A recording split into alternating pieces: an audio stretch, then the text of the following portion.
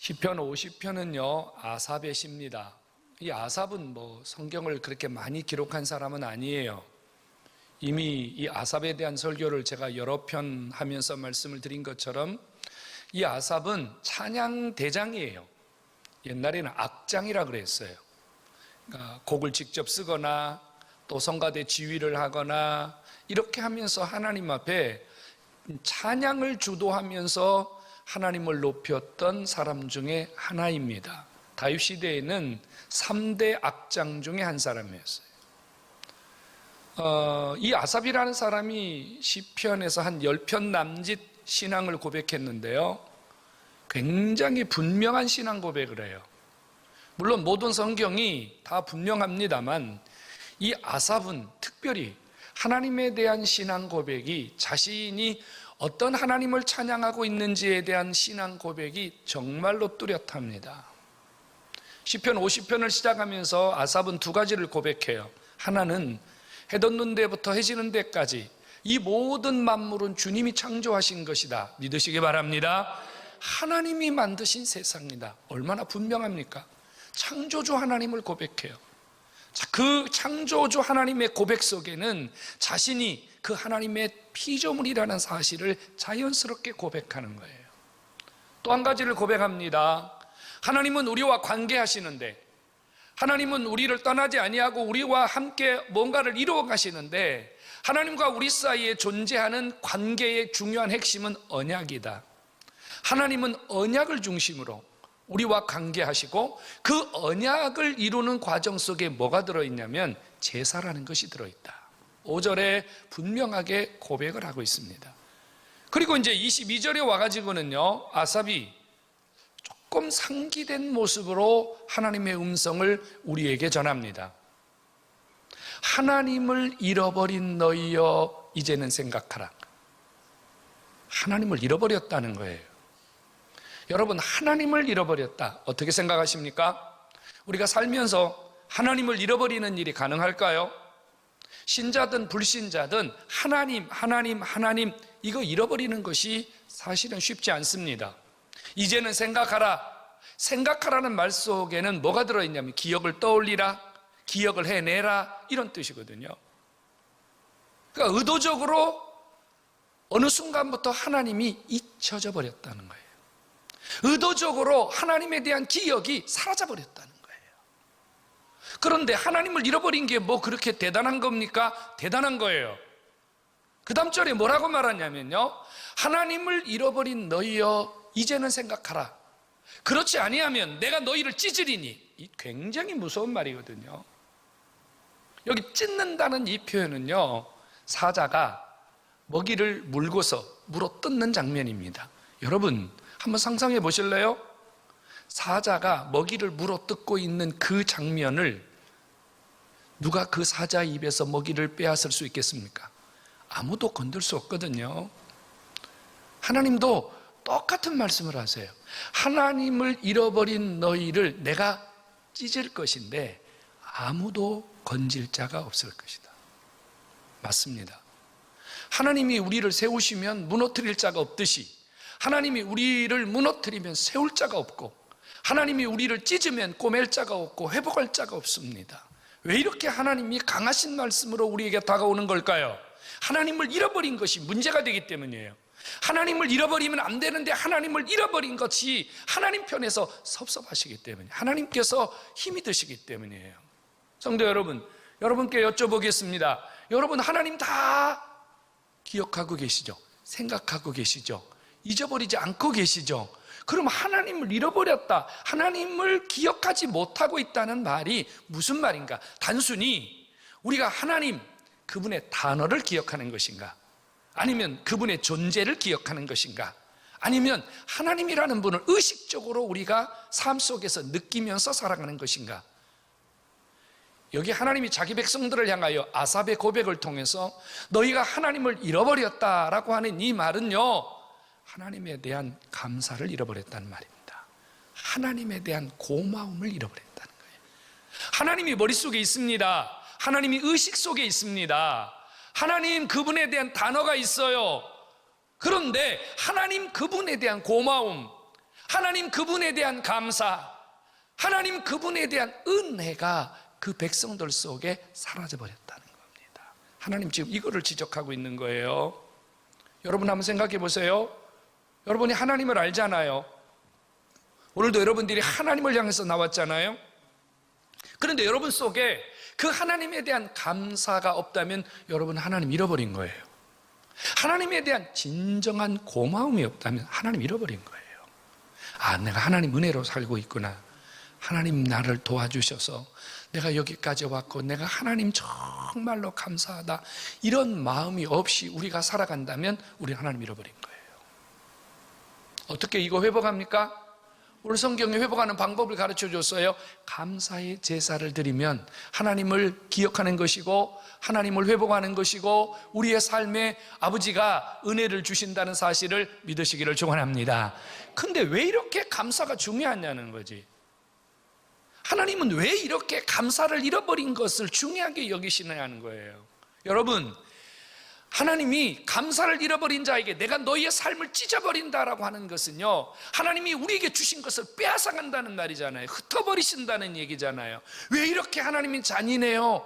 왜 이렇게 하나님이 혹독해요? 왜 이렇게 하나님이 우리의 삶을 이렇게 강하게 하시는 걸까요?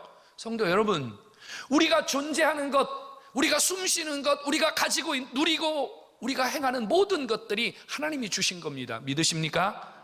믿으십니까? 그렇다면 하나님이 이 모든 걸 내게 주셨는데 내가 하나님 것을 가지고 살면서 하나님께 감사할 줄 모른다면 누릴 자격이 없다는 거예요. 누릴 자격이 없다는 거예요. 하나님이 시간을 줬는데 시간에 대한 고마움이 없다면 시간을 누릴 자격이 없는 거예요. 하나님이 물질을 줬는데 물질을 하나님 앞에 고마움을 느끼지 못한다면 그 돈을 쓸 자격이 없는 거예요. 그러니 아버지가 빼앗아가겠다는 거예요. 아버지가 흩어버리겠다는 거예요. 감사할 줄 모르는 자가 쓰는 것, 감사할 줄 모르는 자가 누리는 것을 아버지가 기뻐하지 않는다는 거예요. 여러분들 다 아버지 어머니 아닙니까? 여러분 자식들을 향해서 어머니 아버지가 나가서 땀 흘리고 피 흘려서 여러분들이 벌어갖고 자식들 줬어요. 자식들이 먹고 쓰고 공부하고 누립니다. 그런데 부모에 대해서 전혀 감사하는 마음이 없어요. 당연하게 여겨요. 아니요, 더 많이 주지 않는 것에 대해서 원망을 해요. 여러분, 부모의 심정이 어떻겠습니까? 그거 보고 싶으세요? 그거 계속 더 주고 싶으세요? 솔직히 말하면 빼앗고 싶은 마음이 있어요.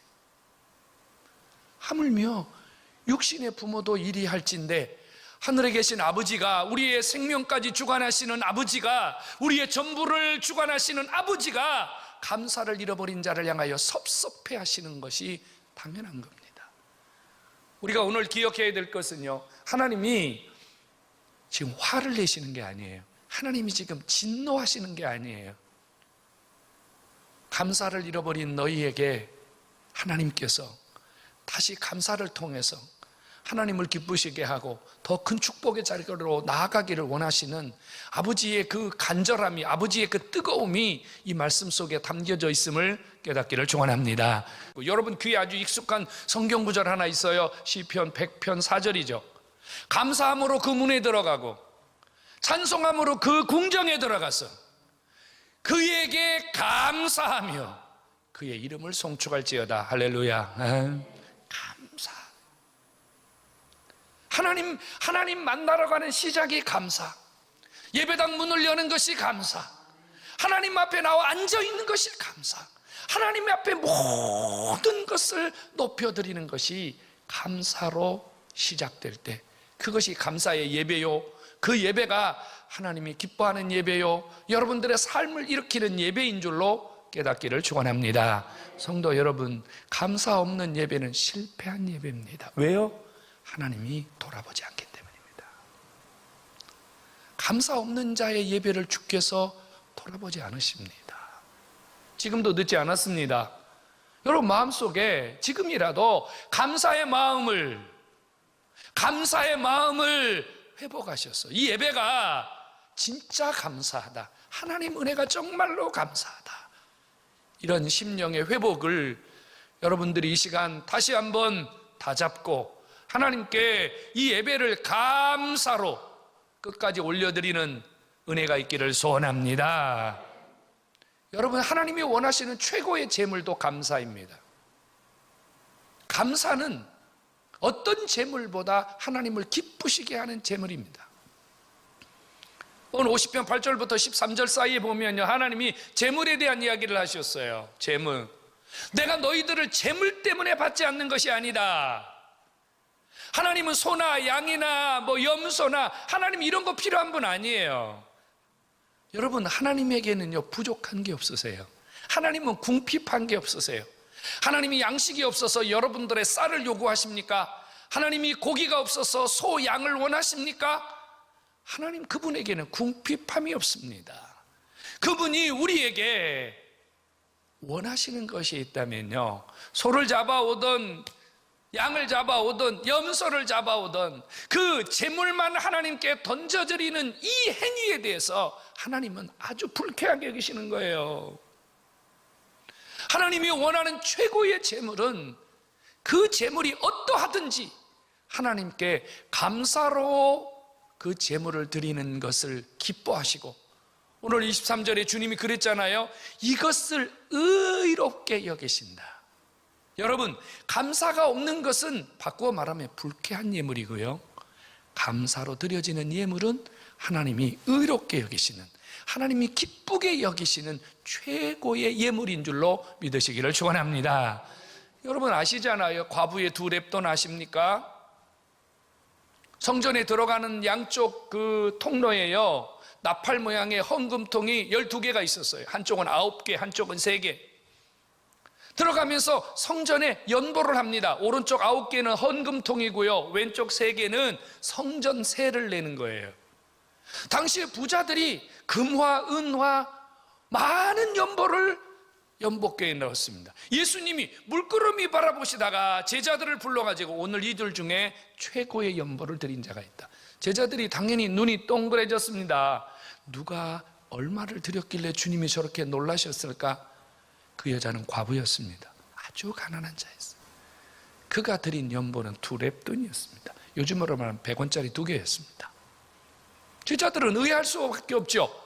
무슨 2렙돈을 드린 과부의 연보를 가지고 주님이 저렇게 호들갑을 떠실까? 주님의 말씀은 이러했습니다.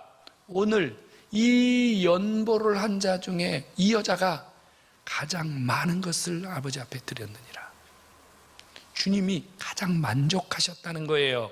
무엇 때문에요? 다른 사람들은 돈만 드렸고요, 이 여자는요 자기의 삶을, 자기의 신앙을, 진정한 감사를 아버지 앞에 드렸다는 사실을 깨닫기를 바랍니다. 성도 여러분, 연보는 돈을 드리는 게 아닙니다. 연보 속에 내 신앙을 드리는 거예요. 연보 속에 내 삶을 드리는 거예요. 여러분이 주님 앞에 집을 팔아드린다 할지라도 주님이 그것으로 감동하시겠습니까?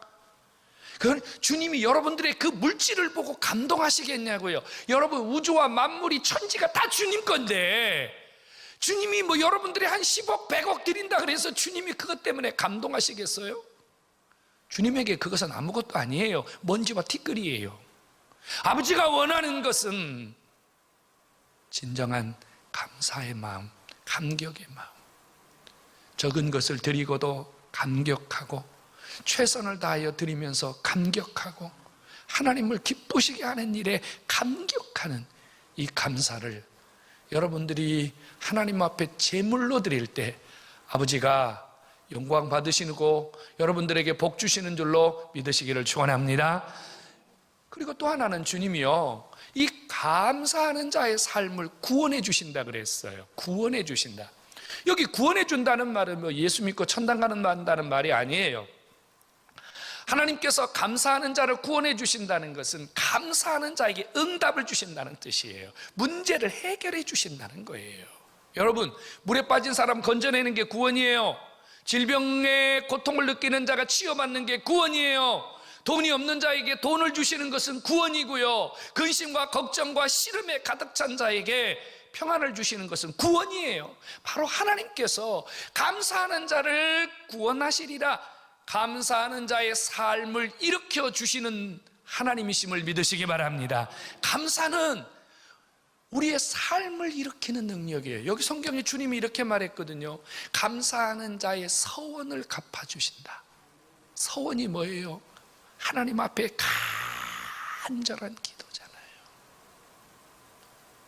감사하는 자가 하나님 앞에 간절하게 기도할 때 아버지가 그 기도 들어주신다. 환난 날에 나를 부르라. 내가 너에게 응답해 줄 것이다. 환난 날이 뭐한 날이에요? 속 시끄러운 날이잖아요. 힘든 날이잖아요. 내 힘으로 어찌할 수 없어서 발을 동동 구르는 날이 환난 날이잖아요. 감사하는 자가 환난 날에 하나님을 부르면 아버지가 내가 너를 영화롭게 하리라. 내가 너를 하나님이 해결해 주시겠다 그 말이에요. 여러분, 감사는 여러분들의 무너진 삶을 일으키는 능력이 있음을, 여러분들의 무너진 삶을 구원하는 하나님의 능력이 있음을 믿으시기를 축원합니다. 감사는요, 필요를 채우는 능력이에요. 필요 말이에요. 여러분, 모든 것은 주님의 손에 있습니다. 믿으시기 바랍니다. 주님이 이렇게 말씀했어요. 돈도 내 거다, 은도 내 거다, 생명도 내 거다, 시간도 내 거다. 근데 우리는 착각하거든요. 내 주머니 있으니까 내 것이고, 아직 살아있으니까 내 것이고, 아직 내가 거하고 있으니까 내 것이라고 생각하거든요. 아니에요, 여러분. 사실은 다 주님 거예요. 아직은 여러분들이 천당 갈 날이 그렇게 많지 아직 멀다고 생각하니까 그러는 거예요.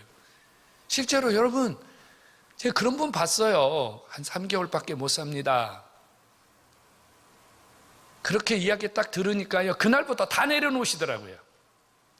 다 놓으시더라고요. 네? 달력에 동그라미 치면서요, 다 놓더라고요. 다 놔요. 다 주님 거예요. 우리 주님 앞에 갈 때 아무것도 갖고 갈 수 없어요.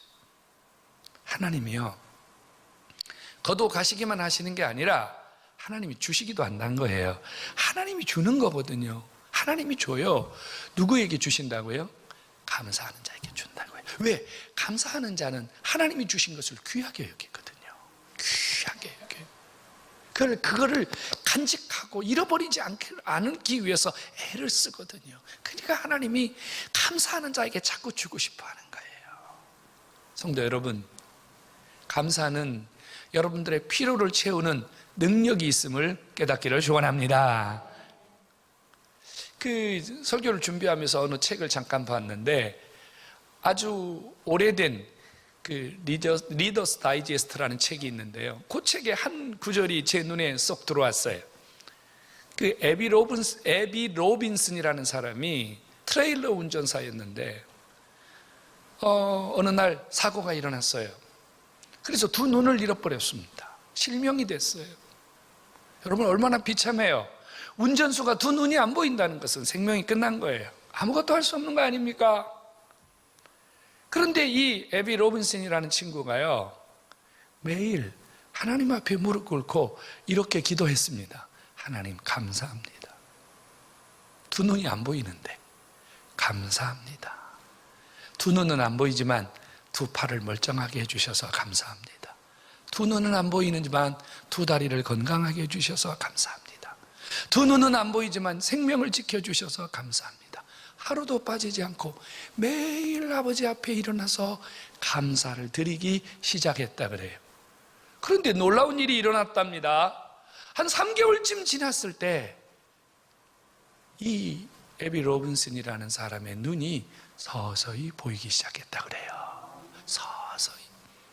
그리고 한 5개월쯤 지났을 때는 한 7, 80%를 회복됐고, 6개월이 지났을 때는 완전히 회복되는 기적을 받았음을 믿으시기 바랍니다. 그래서 그가 다시 운전을 시작했는데 그의 차에다가 이렇게 써놨어요. God thank you for your miracle. 무슨 말이에요? 하나님, 당신의 기적을 감사합니다. 혹시 부메랑 아세요? 이렇게 생긴 부메랑 있잖아요. 이 부메랑은 어때요? 던지면 돌아오는 거지요. 감사는요, 이 부메랑과 똑같아요. 감사는 메아리와 똑같아요. 감사하는 자에게는요, 돌아올 것이 있어요. 근데 감사하지 않는 자에게는 돌아올 게 없어요. 나는 왜 안 돼? 나는 왜 없어? 나는 왜 맨날 이래? 여러분, 그건 여러분들이 감사하지 않았기 때문이에요. 힘들어도 감사, 고통스러워도 감사, 아파도 감사. 그럴지라도 감사. 그래도 감사하면요, 아버지가 뭔가 주신다니까요. 감사는 메아리입니다. 감사는 부메랑입니다. 감사는 여러분들의 삶을 반드시 회복시키고 일으키시는 아버지의 기적의 힘인 줄로 믿으시기를 축원합니다. 여러분 감사하십니까? 오늘 추수감사주일인데요, 여러분 어떤 감사로 주님 앞에 나왔습니까? 어떤 감사로 주님 앞에 나왔습니까? 감사를 잃어버리는 자는요, 눈앞에 있는 것만 생각하는 사람이에요. 지금 당장 어려워, 지금 당장 힘들어, 지금 당장 아파, 지금 당장 없어, 여기만 바라보는 사람은 절대 감사 못해요. 불평하죠, 원망하죠. 오히려 감사하라 그러면요 짜증내지요, 시험 들지요. 그런데 오늘을 바라보지 않고 내일을 바라보는 사람, 하나님 속에 있는 시간을 바라보는 사람은요, 어떤 경우에도 감사합니다. 그래서 감사는 현재를 일으키는 기적이기도 하지만 미래를 여는 위대한 통로임을 믿으시기를 축원합니다. 감사가 내일을 여는 통로입니다. 내일을 여는 통로. 조지 물러라고 하는 사람 아시죠? 5만 가지의 기도 응답을 받았다는 그 조지 물러 말입니다. 저는 그 사람의 그 말 한마디를 평생 기억하고 있어요. 사람들은 텅 빈 지갑을 바라보았지만 나는 하나님의 위대하심을 바라보았노라. 텅 빈 지갑을 바라본 사람은 감사 못해요. 근데 하나님 속에 있는 그 위대함을 바라보는 사람은 감사할 수 있어요. 오늘 여러분 무엇을 감사합니까? 어떻게 감사하려고 그래요? 얼만큼 감사하려고 그래요? 여러분 속에 진짜 감사로 받은 기적이 있습니까? 감사는 내일을 여는 통로입니다. 예수님이 땅에 계실 때 감사하시니까요 5천 명이 먹고 12강조리가 남았어요. 주님이 오병이어 하시죠. 그죠? 그 보리떡 2개, 물고기 5개, 그죠? 그거 갖고 주님이요 축사하셨다 그래요. 축사가 감사거든요. 주님이 감사했더니 남자만 5천 명, 12강조리 남았대요. 감사는 풍요와 넘침. 예수님 우리에게 보여주셨어요. 감사는 풍요와 넘침을 받는 축복이라고요. 믿으시기 바랍니다. 예수님이 감사했어요. 뭘 가지고 감사한 줄 아세요? 떡과 포도주 가지고 감사했어요. 주님이 떡을 떼어주시면서 감사했고 주님이 포도주를 떼어주시면서 감사했어요. 다음 주일은 성찬주일이거든요. 여러분, 당신의 몸을 떼어주시며 감사하고 당신의 피, 잔을 나누어 주면서 감사할 때 그 감사는 전 인류를 살리는 놀라운 능력이 있음을 믿으시기를 축원합니다. 감사는 생명을 일으키는 능력, 살리는 능력이에요. 우리 하나님 앞에 감사해야 됩니다. 우리 정말로 감사의 삶을 살아야 됩니다. 3가지 감사하면 좋겠어요.